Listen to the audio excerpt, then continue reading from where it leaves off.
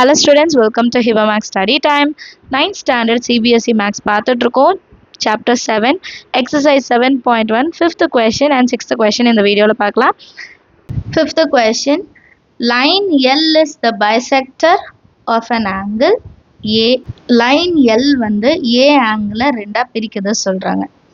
And B is any point on L. B வந்து இந்த L lineல ஏதோ ஒரு point. And BP and BQ are perpendiculars from B to the arms of A.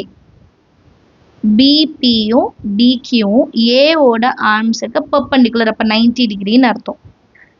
Show that triangle APB கீழ இருக்கிற triangleம் AQB மேல இருக்கிற triangleம் congruent நம்ம proof பண்ணுமா. ரொம்ப ஈஸி. இது bisectனா இந்த angle இந்த angle equal. இது 90 degree இந்த angle equal. AB வந்து common. Easy. Questionல இப்ப understand பண்ணிட்டோம் பாருங்க. இதுதான் எடுத்து எழுத போறோம். BP is equal to BQ. BP யும் BQ யும் equal னு சொல்லணுமா. Or B வந்து equidistanced from the arm னு சொல்லணுமா. அதுவும் easy தான். Because CPCT rule வச்சு இது சொல்லிடலாமா. ரொம்ப easy இல்லையா. So இதுதான் நம்ம இப்போ எழுத போறோம். Given எழுதலாம். Line L is the bisector of angle A first. அடுத்தது என்ன? BP and BQ are perpendiculars. இது ரெண்டும் எழுதிக்கலாம். சரிங்களா? Next, perpendiculars to arms of angle A. ஓகேவா? இது ரெண்டு கண்டிஷனும் கொடுத்துட்டாங்க. என்ன ப்ரூவ் பண்ணும்? To prove first condition triangle ABP is congruent to triangle AQB. இதை ஃபர்ஸ்ட் நம்ம சால்வ் பண்ணலாம். அதுக்கப்புறம் செகண்ட் என்ன கொடுத்துருக்காங்கன்னா BP is equal to BQ. இது ரெண்டு தான் ப்ரூஃப் பண்ண போறோம். இப்போ ப்ரூஃப் பார்க்கலாம். இன் ட்ரையாங்கிள் எந்த ரெண்டு ட்ரையாங்கிள் எடுத்துப்போம்? கீழே இருக்கு பாருங்க. இந்த ரெண்டு ட்ரையாங்கிளும் தான் எடுக்கணும். APB அதே மாதிரி AQB கரெக்டா எடுக்கணும், மாற்றி எடுக்கக்கூடாது. APB and triangle AQB இந்த ரெண்டு ட்ரையாங்கிள் இருந்து ஃபர்ஸ்ட் திங் நான் என்ன சொல்லலாம்னா angle BAP is equal to angle BAQ. Reason என்ன? L is bisector of angle A. இல்லையா? BAP யும் BAQ யும் ஈக்குவல் தானே. ஏன்னா L வந்து A angle பைசெக்ட் பண்ணுது. அப்போ ரெண்டுமே ஈக்குவல் ஆங்கிள்ஸ். இது ஆல்ரெடி நம்ம கொஸ்டின்லேயே பார்த்துட்டோம். Next perpendicular. BPA is equal to angle BQA because ரெண்டுமே 90 டிகிரி இல்லையா. டயக்ராம்ல பாருங்க ரெண்டுமே 90 டிகிரி. அடுத்து AB is common. அதுவும் பார்த்துட்டோம். எழுதிடலாமா? AB is equal to AB ஏன்னா இந்த சைடு வந்து காமன் சைடு.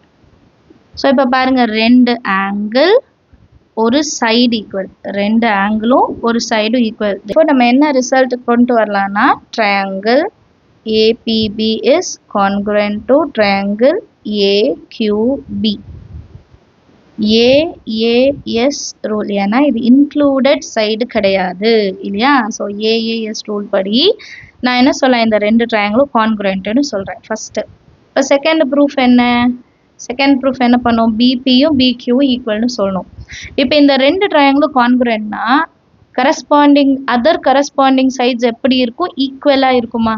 அதுதான் எழுத போகிறோம். Therefore, triangle APB is congruent to triangle AQB. கரெக்டா? இப்போ இதை 1ன்னு எடுத்துட்டா from 1ன்னு எழுதிக்கலாம். from 1 இந்த ரெண்டு ட்ரையாங்கிளும் கான்குரண்ட். இந்த ரெண்டு ட்ரையாங்கிளும் கான்குரண்ட்டாக இருந்தால் நான் என்ன சொல்லலாம்னா BP is equal to BQ. Reason என்ன? By CPCT rule corresponding parts of corresponding triangles are equal என்ற ரூல் படி நான் BP is equal to BQன்னு எழுதிக்கலாம். கிளியரா சம்? அண்டர்ஸ்டாண்ட் ஆகுதா? அடுத்த கொஸ்டின் பார்க்கலாம். 6th question. In figure நமக்கு ஒரு டயக்ராம் கொடுத்துருக்காங்க. AC is equal to AE. AC is equal to AE. ரெண்டு கோடு இருந்தால் இங்கேயும் ரெண்டு கோடு இருக்கும் பாருங்க. அதே மாதிரி AB is equal to AD, single கோடு இருக்கு பாருங்க. இது ரெண்டும் ஈக்குவலாம். அண்ட் பிஏடி, இது பிஏடி ஆங்கிள், இஏசி, இந்த ரெண்டு ஆங்கிளும் ஈக்குவல்னு சொல்லிடுறாங்க. நமக்கு வெறும் எந்தெந்த சைடு ஈக்குவல் மட்டும்தான் சொல்றாங்க. And show that PC is equal to DE.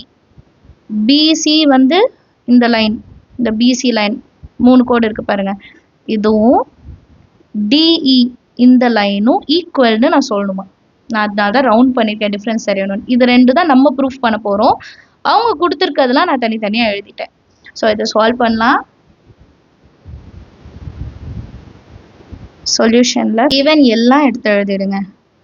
Given என்னென்ன கொடுத்துருக்காங்க? AC is equal to AE, AB is equal to AD, அப்புறம் angle BAD is equal to angle EAC. இது மூணும் அவங்க கொடுத்துருக்குது கிவன். சரிங்களா? நம்ம என்ன ப்ரூஃப் பண்ணோம்? To prove BC is equal to டின்னு நான் ப்ரூஃப் பண்ணோம். இப்போ ப்ரூஃப் எடுத்துக்கலாம். நான் ரெண்டு ட்ரையாங்கிள் கன்சிடர் பண்ண போகிறேன். ஒன்று ஏபிசி, இன்னொன்று ஏடிஇ. புரியுதா? ஃபஸ்ட்டு ஏபிசி, அப்புறம் ஏடிஇ. இந்த லைன் வராது, இது மட்டும். சரிங்களா? இன் ட்ரையாங்கிள் ஏபிசி அண்ட் ஏடிஇயும். சரிங்களா? ABC and ADE. ஏன்னா அதில் தான் நமக்கு பிசியும் வரும், நமக்கு வந்து டிஇயும் வரும். அதுதான் ப்ரூஃபில் கேட்டிருக்காங்க. ஸோ அந்த ரெண்டு சைடு இருக்கிற ட்ரையாங்கிளாக நம்ம பார்த்து எடுத்துக்கணும். சரியா? இப்போ ப்ரூஃப் வந்து இந்த ரெண்டு ட்ரையாங்கிளில் நம்ம எடுக்க போகிறோம். First AB is equal to AD அவங்களே கொடுத்துட்டாங்க. இந்த ரெண்டு ட்ரையாங்கிளில் ஏபியும் ஏடியும் ஈக்குவல்னு அவங்களே கொடுத்துட்டாங்க. டயக்ராமில் எக்ஸ்பிளைன் பண்ணியாச்சு. AB is equal to AD given.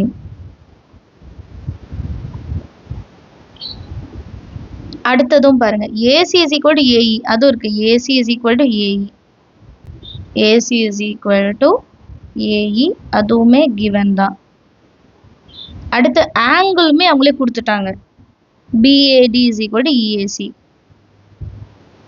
PAT is equal to EAC, இதுவுமே given.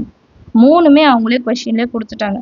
இப்போ நான் எக்ஸ்ட்ரா இதில் ஒரு விஷயம் செய்ய போகிறேன். என்னன்னா, நமக்கு இந்த டிஏசி ஆங்கிள் மட்டும் தனியாக இருக்கா? இந்த ரெண்டு ட்ரையாங்கிளில் டிஏசி மட்டும் தனியாக இருக்கு. அதை நான் ரெண்டு பக்கமும் ஆட் பண்ண போகிறேன்.